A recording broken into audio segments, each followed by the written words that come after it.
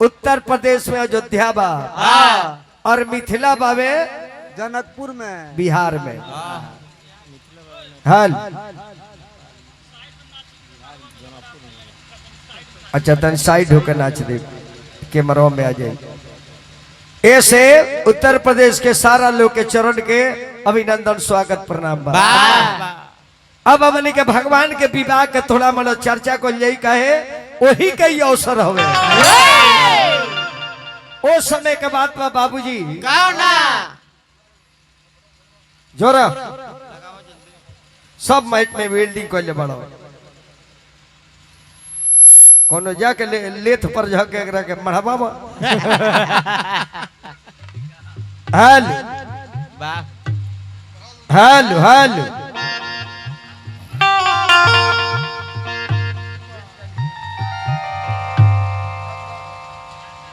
Hello hello कम करी भैया ढेर बोलता ही है। देखो बोले के हेमे मांगता नहीं देता रहो तो कम नहीं खो। हेलो हेलो हेलो दूल्हा के ठेकाने ना अच्छा। सिंघा वाला का भरपूर दे दे। हेलो हेलो ठीक बा रह दी है देखो हेलो हेलो कम हो इनका बड़ाई हमार हित हुआन। हेलो हेलो उठाइए और हेलो हेलो इनका को उठा के रखी हाँ उठाओ खड़ा कर रही तीसर का देखो हेलो एक हाले साल के बिया भइल बा हेलो कुहुक जाई आओ तो भरदुल के अंडा वाह वाह तब भगवान के विवाह के चर्चा कल जाई। ऐसे चर्चा कल जना भगवान के विवाह में लड़का के जन्म में लड़का के शादी में लड़का के सदैसा में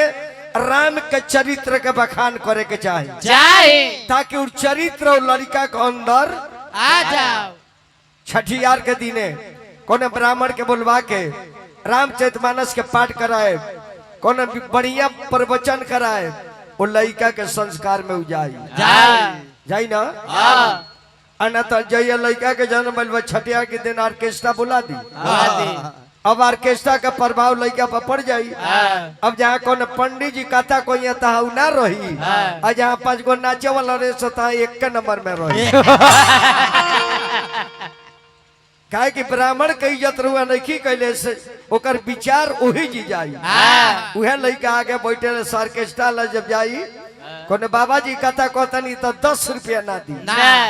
क्यों कहिए दो पंडित जी के 10 रुपया अली बाबली और वो कनी के जब लड़का देवे जाई तो 5 मिनट समय लागी। कैसे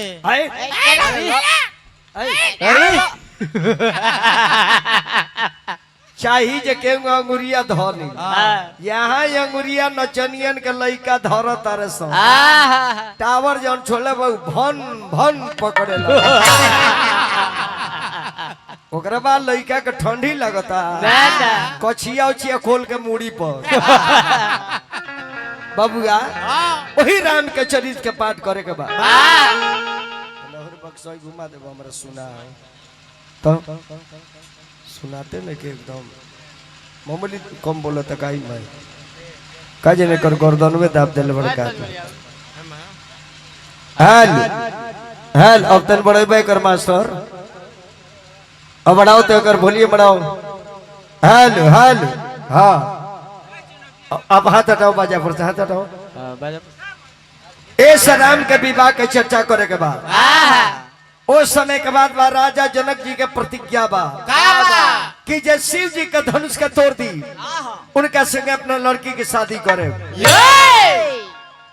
राजा ऐसा प्रण काहे कइले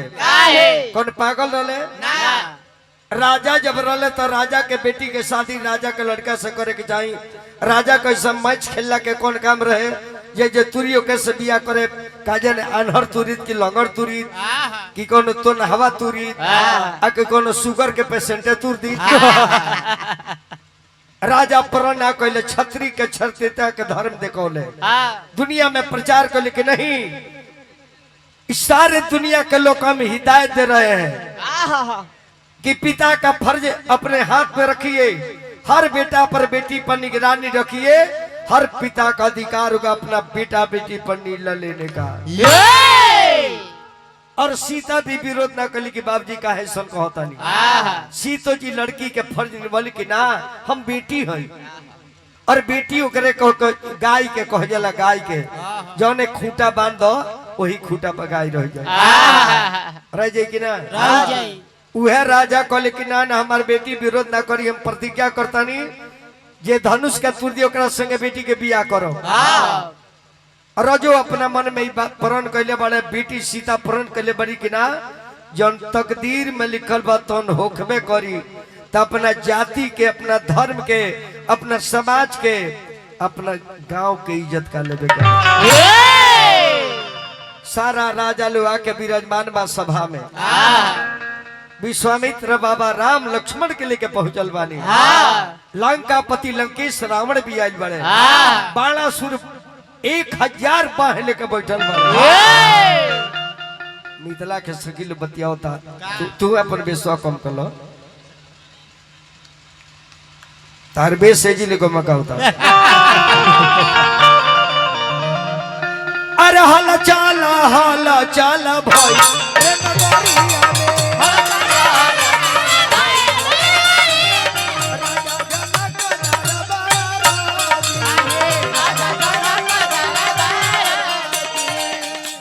नगरिया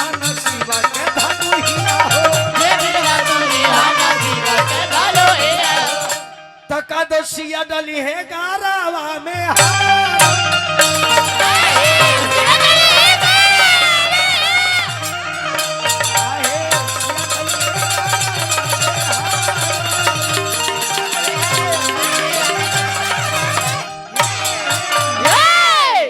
राजा जनक जब ऐसा प्रण कैले बंदी खड़ा होकर कलश की देश विदेश के लोग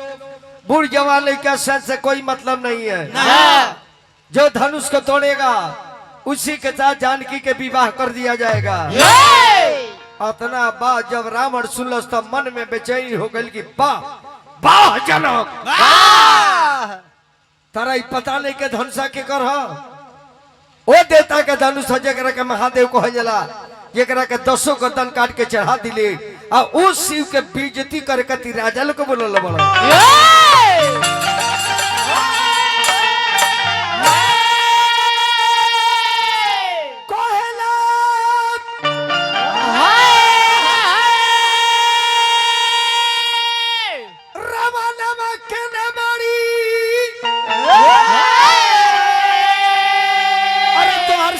सुकुमारी तुरी का धनुहिया ले जाए अरे लंका वारे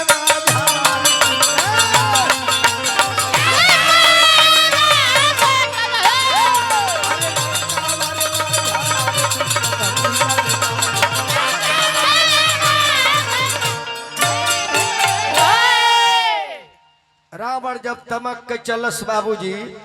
तो कतने राजा लोग के पैंट गील हो गई राजा लोग कहते भाई घरे लौट के चलो जे रह के का करबो बूथवे पर ना जाए दी तो वोट के देबो और रावण के आगे हमने के लही हो आ रावण जब धनुष के लगे जाता देख ली बाबूजी रावण एक ऐसा पराक्रमी विद्वान ब्राह्मण रहे एगो गलत काम मानस में रावण नहीं किया है रावण कोनो एंगल से राक्षस रहबे ना कोई ना लेकिन ओकरा के राक्षस में लोग घोषित काहे कर दियल काहे यार हुआ चर्चा सुनत नहीं यही चर्चा से ओकरा एलर्जी रहे ये हमारे चर्चा हो के भगवान सगवान के चर्चा ना होगे तो समाज बहिष्कार कर देलो वो बेरा के बात तो सतयुग के द्वापर त्रेता के राम के जे अपमान कलो करा के समाज बहिष्कार कर दिलक और आज हमारा बिहार में राम के सीता के छठ माई के अपमान करता वोट खाती तो देखो माई का कोई लिहा छठ माई ऐसा राहुल के कोसी भर लिया अब उगर आर्घा बाकी बा बबुआ छठ माई पर उंगली उठानवा जब छठ इंटरनेशनल कार्यक्रम में पूरा हिंदुस्तान नहीं नेपाल दूसरा देश हो दुबई दूसर देश हो ओ जी के शेख लोग जाके छठ व्रत करता ओ व्रत के कतर की छठ ढकोसला पर भे एगो तो कौन करम कइलो 68 बरिस के हो गइल अभी गोहकिए ना होइले ओकरा बाद छठ माई के अपन दिनेश भाई मिस्त्री। रावण गइल धनुषा के लगे, रावण बाण छुआ नहीं छापा, कलश की धनुष को नहीं तोड़ेंगे, यदि तोड़ देते हैं तो सीता से शादी करना पड़ेगा, कदापि मैं सीता से शादी नहीं करूंगा, क्योंकि सीता जगत की जननी, जगत के माता, आदि शक्ति जगदम्बा है। ये लड़की के वजह से हमार मुक्ति मिले वाला बा। इस लड़की के अपमान ना करो, प्रणाम को के चल जेता सभा से। बड़ा सुर प्रणाम को के चल गई। अब बताई जरा में शक्ति बा प्रणाम को के चल गई। जे कैलाश पर्वत के अपने हाथ पे उठा ले लो, उ रावण का धनुषा न उठाई का, लेकिन जानते है हमारा गुरु जी के धनुषा आई लड़की आद शक्ति है, लड़की के अपमान कइल कदापि उचित ना हुई। रावण चल देलो, लोग कह लगी सीता जी का अपहरण कर ले लो। कहा अपहरण सीता जी के रावण कैले रहे। रावण जानत है आज सकते हाथ से छू दी तो नष्ट हो जाए। सीता जी का अपहरण ना कैले रहे, वो तो माया के लीला हो, प्रभु का नर लीला हो ना। तो सीता कहा चोरी गई रही, वो तो जब सीता के चोरी के समय लोही मेरा भगवान वही मानस में लिखल बा। आ तब वो लोग पढ़ता, आ तब वो कहता कि सीता के रावण चोरा लिया। जब देखलस कि सीता का अपहरण के समय आ गई बा, सीता का अपहरण के, तो राम जी कहले कि सीते सुन हुसिए प्रत रुचि सुशीला, मैं कछु कर बरनली तनली लीला, तुम पावक मह करहु निमासा, अजो लगी करो निशाचर नासा। हे जानकी अग्नि में प्रवेश कर, अब हम माया रूपी लीला दिखाए। नर लीला करो, आज जब ले राक्षस के मुआ ना दी तले अग्नि में तू रही है। वह रावण प्रणाम करके चल गई जाता ना, कुली रोले से छुछू न राजा, जाना के कोनो शक्ति ना रहे, एक के बोले नहीं खेरुका। मेरा नंबर है, मेरा नंबर है, मेरा नंबर है, मेरा नंबर है, मेरा नंबर है। चुप चिरकुट, पहले मेरा नंबर है। सब चुप रहो सन, पहले हमार नंबर बा। तू हो राजा हुआ, राजा नहीं राजाओं, सब राजा लोग के दादाजी हैं हम। हरकेश तिवारी का फोटो ली, फोटो ली ना कहे छोड़ दो ना तो कहती बड़ी उरे बे ना कहे छोड़ो। ये सके अंग्रेजी कर मित्र हुए के धनुषा उठावे खातिर चलो ले दौरा रे सहुर नहीं के तो जो लगा ले भर पड़े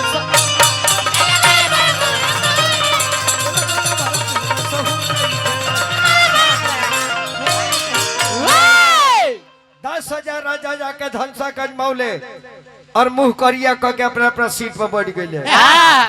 राजा जनक जान गए कि दुनिया वीरों से खाली है, मैं प्रतिज्ञा करके फंस गया। ये बात मुझे पता रहता तो बेटी के लिए प्रतिज्ञा करके अपने को हंसाई नहीं कराता। मेरी बेटी मुझे क्षमा नहीं करेगी। राजा रोवे लगले निराश हो गए। अरे जाहू हम जाना ती धनुषा नहीं टूटी है,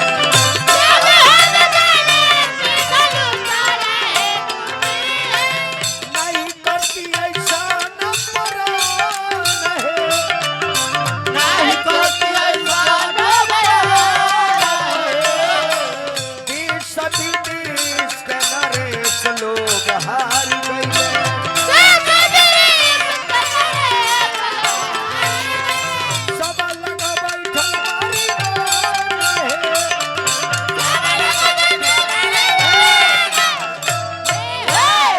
रावण का डरे को राजा ढिमला के नीचे चल गई। एगो राजा भी ढिमला के मंच से बाहर, खाली रावण का देखला पर अगर कहीं रावण से भेंट हो जाई अच्छा ते स्टेज के नीचे, लेकिन बड़ी ताल पर गिर रहा है। दिनेश भाई हमार बड़ी ताल जात मिस्त्री न हुआ उ जाना तारे कौन गोटी कहाँ सेट कर उ जले जे ना बैरिंग यही जी नीचे लागे बाबू इहो एगो समय आनंद के हो एहिंगान माल मारे के चाहिए माने ताल माले के भइल ऐसा जगह हमनी के बानी सना बिहार में बानी सना ईपीएम में बानी सना लेकिन हमनी के दोनों जगह बानी सना सोहागरा बाबा के अगला गेट बा बिहार में अब पिछला देवाल बा यूपी में उत्तर प्रदेश बस ओने से निकले के बा दुआरी का उधारा दे अंतर इतने बा कितना ए बरा न बिजली लाइट हमरा बिहार में इतना चलता 24 घंटा हाँ जना बिहार में लाइट आवे कब कब केहू के बेटा के छठियार पर त लाइट ना आवे ना ना आ कोनो नौजवान दुनिया छोड़ दे दिन रात भर जोर है हाला के जे लाइन आइल बा लाइन आइल बा लाइन आज लाइन से लोग गुता जाता कितना विकास भइल लेके हाँ जी आओ बड़ा मंदिर पर हम आई रहनी तो मंदिर के पीछे लाइट जरत ईपी में आ बाबा के दरवाजा पर अनहारे बा तो हमको ये महाराज हे जी लाइट बा होदे बगल में जी कहने के जरूरत है बाबा ईपी हो ई बिहार हो हम जब महादेव के छाड़ दल बड़ सकारी बताओ कतना दुख महादेव सहले बड़े हो अभी ई राजा जब हार जाता रहा 10,000 तब तुलसी बाबा मानस में लिख देता नहीं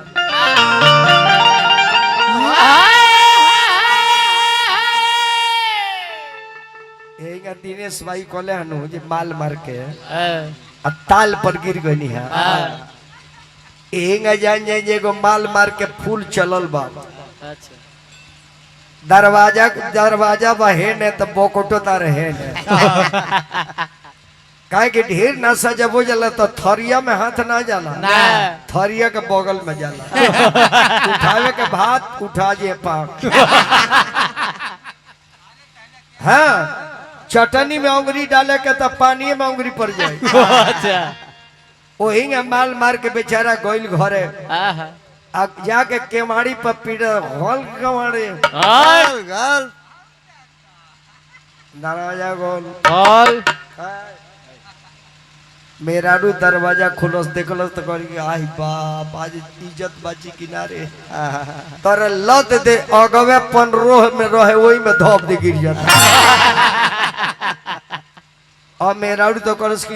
की निकालो दादा पानी बा एकदम पाला जाड़ा के दिन बा वही पाक में ढबाता रहे अब पहले से जान जाइयो पीली वही में मर गई बिया अब फूल के वही में उतराइल बिया आई जाके पंजा से धरता पीली के कह दे वाह हमार मेहरारू कितना हीरोइन बिया रोज सूती के साड़ी पहने लिया तो भल भेट के पहन ले बिया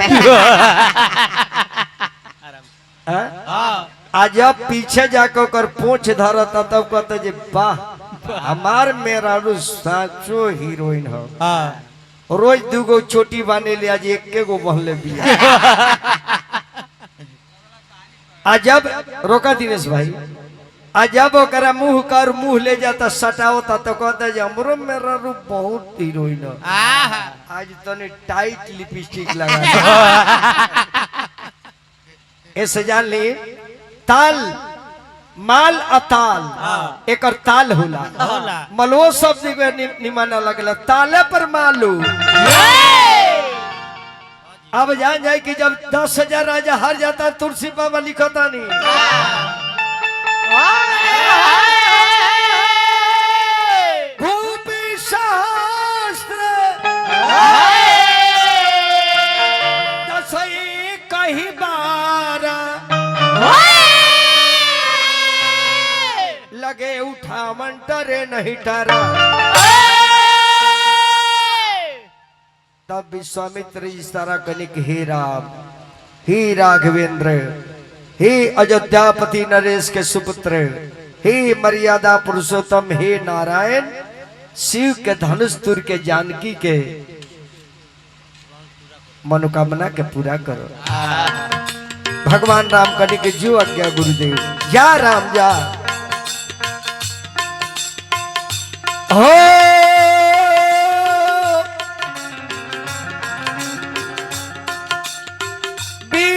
विश्वामित्री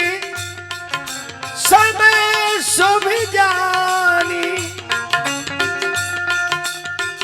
बोले अति स्नेह में बानी उठाऊ राम भर जाऊ भर जापा मिटाऊ ताप जगत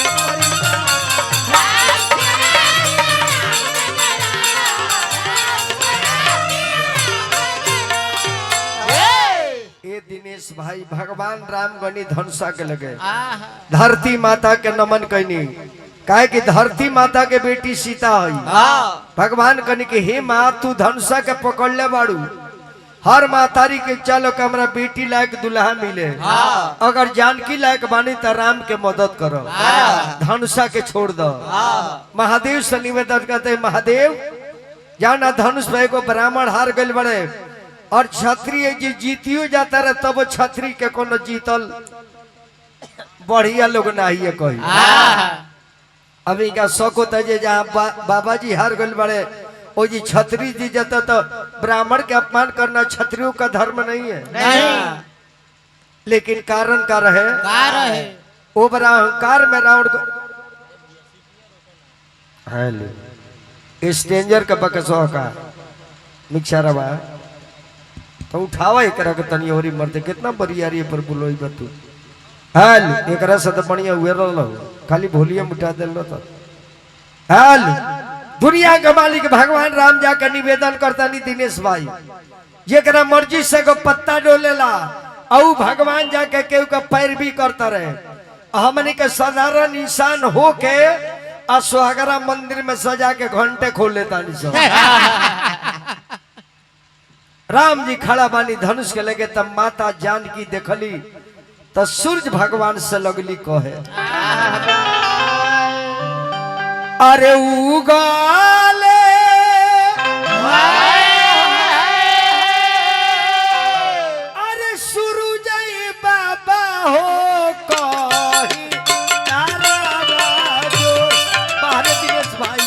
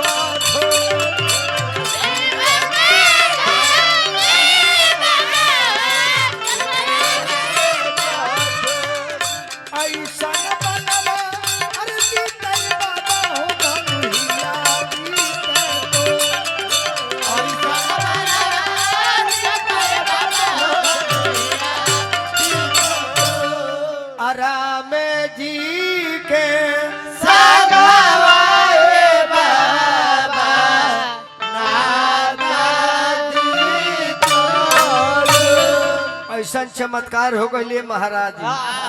ना के धनुषा के छुअल देखता है दिनेश भाई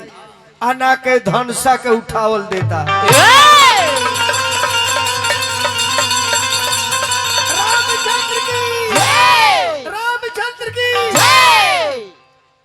लोग देखल कब जब देवता लोग आकाश मार्ग से फूल के बारिश करे लागल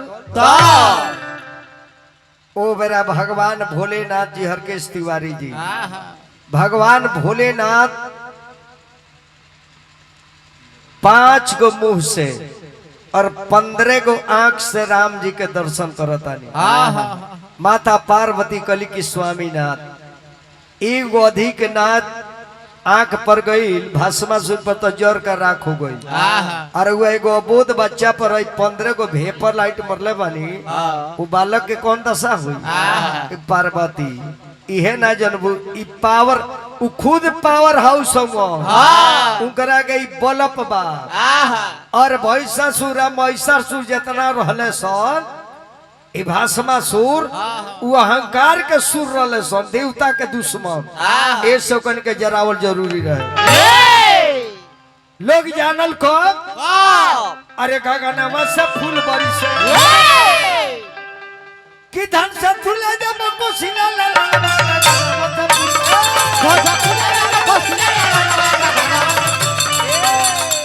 यही बात के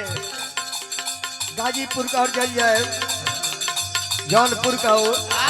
होने के लोग आवेला धन से फूले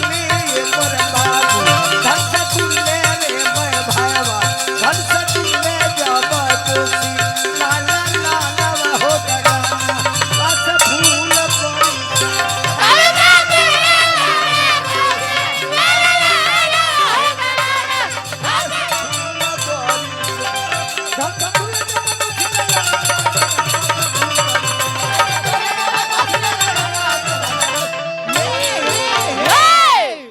माता जानकी इतना खुश बाड़ी की धरती पर पैरे नहीं खे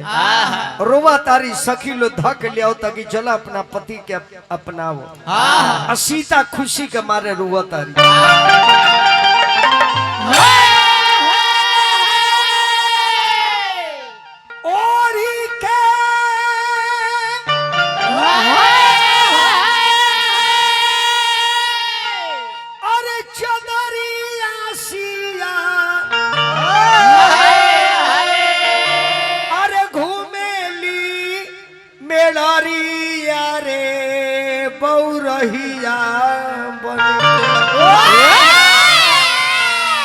अरे के करा अरे गले में डाली हार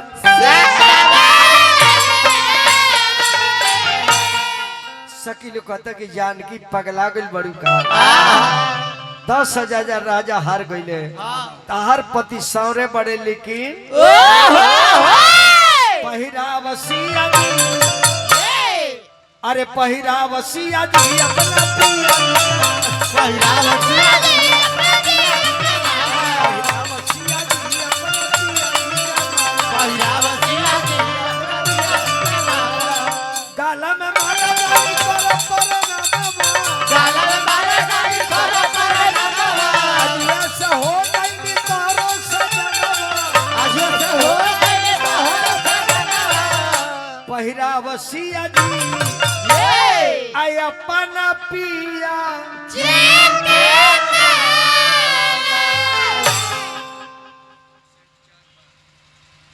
भगवान राम सीता जी के प्रदान करनी एक नाम स्वयंवर हो लड़की जरा गर्दन में माला डाल दी ओकर स्वामी हो जाले। अब जान जाए कि स्वयंवर तो हो गई भइल हाला जे बाप रे बाप अयोध्यापति नरेश के लड़का हुआ बाद में पोल खुलल हो कि बाबा के संगे साधारण ना ओ खानदान के लड़का छत्री वंश के धरोहर महाराज अयोध्यापति नरेश के सुपुत्र हुआ। इन्हें जयमाला सीता डल बड़ी राम जी डलतन सीता जी के इस स्वयंवर भइल तले एगो चटनी आ गई जी